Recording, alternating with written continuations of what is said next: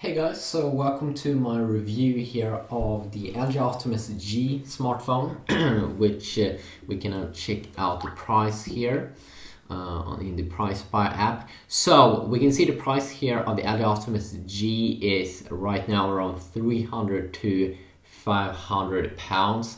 If you want to pick up this device, this is a device that has a lot of similarities to the Nexus 4, because that's of course is also a Nexus Smart or a LG smartphone. So if you sort of take a look at the design here, first you don't have any hardware keys. You have three keys here at the bottom of the phone. You have a 4.7-inch display, a super true IPS display, or I mean a true HD IPS Plus display. It weighs 145 grams, so it has that kind of nice weight to it compared to other phones like the 4X HD that had that more of a plastic feeling. You have more rounded off sides. It's very easy to reach the buttons on the sides, like the power button on the right side here, and also the volume up and down keys here on the left side. Now if you take a look at the top on this smartphone, we can see the headphone jack being located on the left side, and then also at the bottom of the phone we can see the USB input there. So very nice exclusive feeling here. You have a 30 megapixel camera on the back, no removable back, so you can't remove the battery or the SD card, so it works the same as on the Nexus 4 and shares a ton of similarities to the Nexus 4 smartphone, and I might be able to pick up the Nexus 4 here pretty soon, so I can do a real cool comparison here between the Optimus G. I think actually it's pretty, it comes in a pretty nice price range right now, because it feels more exclusive to hold than a Samsung Galaxy S3. No plastic feeling whatsoever. It comes with a quad-core processor, same GPU as you would get inside of the Nexus 4 as well, the Adrian 320 GPU that runs game-loft games amazing. So of course that is very nice. As I said, 4.7-inch screen with a 720p resolution. So no 1080p here, but as we've been seeing with a lot of phones that is out on the market, there's really not that of a big deal comparing a 1080p display versus a 720p display. Sure, you get maybe 100 more pixels per inch, but usually when you are in a reading mode you won't really notice that of a big difference.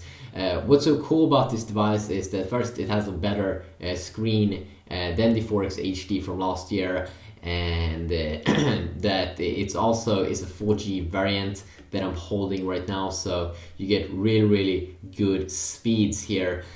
So if you continue on the specs here, you also get the latest version of Android 4.1 Jelly Bean, with of course LG's own skinned UI here. So if you go to about phone here, we go to software information, you can see that it's having Android 4.1.2 Jelly Bean, and Jelly Bean of course is also an update that is going to come to the 4X HD, but we'll see about that also.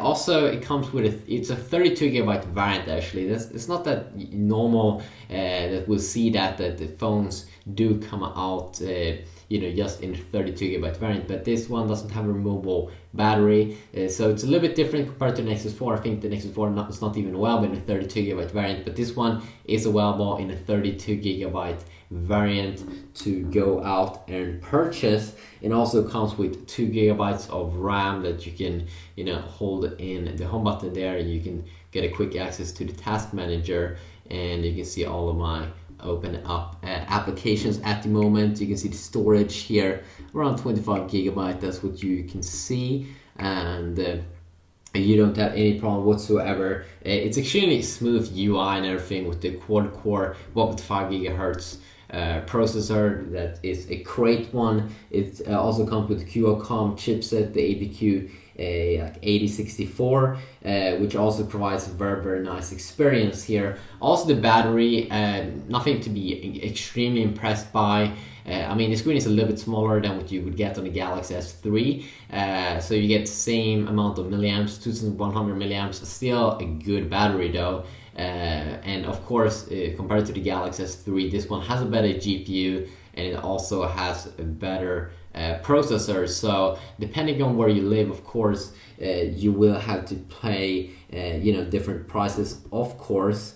So if we now check out the browser, of course you can easily go and install your own browser, like the Google Chrome browser. A lot of people like that, or you can use the built-in browser here, and I can say that it's extremely smooth when you go up and down, also go in and out. It's extremely smooth, and a true HD IPS plus display makes white looks a little bit better than only the true HD IPS display that LG did use on the Optimus 4X HD. So very good performance here, loading pages and everything, just because it is also a 4G smartphone. Of course, now I'm connected to my own Wi-Fi network at home, but if we just turn that off, you can see up here that it changes the logo up there to a 4G logo, and we can just load up the internet here, and it's super quick. It loads everything super fast, and white really looks awesome on this display. And I'm really not sure. The Nexus 4, of course, in my region at least, it isn't available in a 4G variant, so that's also one of the reasons why I would want to pick up an Optimus G over a Nexus 4, of course. When we take a look at the camera, the camera, they're saying it's a 30 megapixel camera, but I don't really see amazing quality. It looks kind of like the normal 8 megapixel cameras out there on the market, if you ask me. And of course you get LG's own custom. It takes a little bit of load here. It's time to load. No. So I mean, like, I don't think that it's amazing 30 megapixel camera, but sure, it works. That's an HDR video mode as well, or camera mode, so you can take some more beautiful pictures. HDR mode has been available for some time though, but you can also use your voice to take pictures and stuff. But that's of course something that you can use with many other LG smartphones as well. So if you also fire up some gaming here. Of course, I've already tried out the Optimus G a lot for gaming, and it has the Adrian 320 GPU, so all of the games runs amazing on this device. So you can see here a quick little gaming look. And it also feels extremely comfortable to hold in your hand. One thing though that I've seen with more newer smartphones is that they've been having the speaker on the front side, and of course that is like better when you have the device on the table, and if you're playing music and stuff, it could be kind of nice. I also heard that the camera on the back, you might scratch the camera surface or the camera lens, so you might want to look up a case for the Optimus G if you're interested in this smartphone. So of course the Optimus G has been available in some regions for around 6 months right now, but where I live, it's only been available for around 1 or 2 months, and it's a good phone. I mean, I can see a lot of people picking this one up that want to have like a Galaxy S3, but more like a premium quality smartphone with a better processor and better GPU, and also a 4G variant.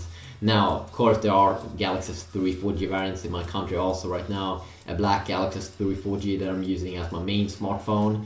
But I really see a lot of good things with LG, and I see it also that they have been increasing their sales for this year.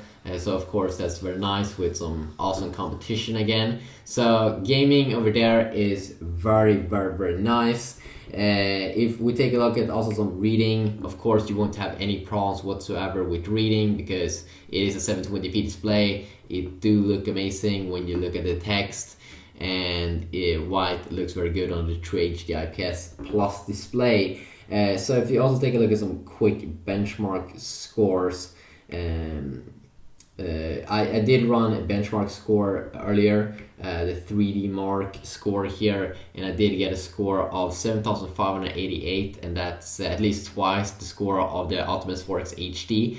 And the Optimus 4X HD is of course having the same, is based on the quad-core Cortex A9, same as the Galaxy S3. So this Optimus G phone really do crush the Galaxy S3, and it has an amazing kind of build quality. It really feels robust. It has a very, very nice weight to it compared to earlier LG smartphones, like their Prada series, or it's the 4X HD. That is so easier to reach the buttons on the sides and everything. I really do love this phone. It's actually one of my favorite phones at the moment, and I can't wait to try it out against like new smartphones and stuff. But yeah, until next time, just have an awesome day. And if you want to see any specific videos, please let me know about that in the description or in the comment section down below, and I will see what I can do. So yeah, have a good day.